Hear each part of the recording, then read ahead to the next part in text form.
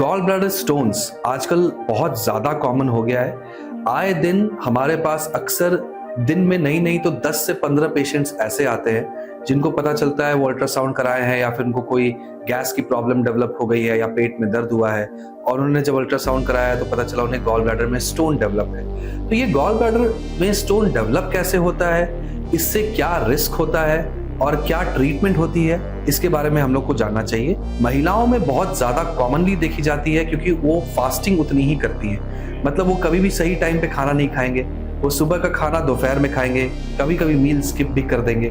तो इस तरह से जब बहुत दिनों तक ये चीज़ें चलती हैं तो गॉल ब्लैडर में स्टोन्स डेवलप होते हैं। पुरुषों में अल्कोहल या फिर बाहर के फैटी फूड, ये सब चीजें जब खाते हैं तो गॉल स्टोन बनने के चांसेस रहते हैं। ओबेसिटी एक बहुत इंपॉर्टेंट कॉज है कि जितना ज्यादा अगर मोटापा रहता है उतना ज्यादा रिस्क रहता है गॉल ब्लैडर में स्टोन बनने की। इसके कॉम्प्लिकेशंस क्या क्या हो सकते हैं?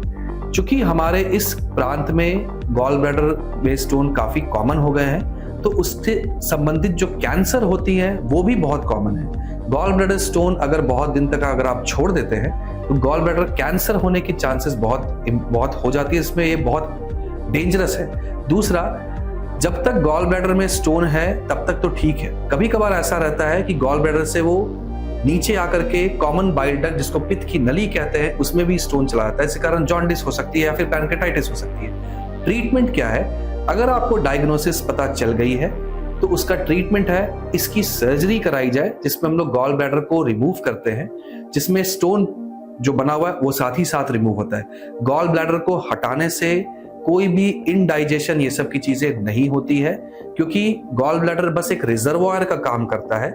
मेन जो बाइल या पित्त जिसको कहते हैं वो बन रहा है तो वो लिवर में बन रहा है। इसलिए जो gold standard treatment gall bladder stone की है वो सर्जरी है जो लैप्रोस्कोपिक या रोबोटिक पद्धति से की जाती है।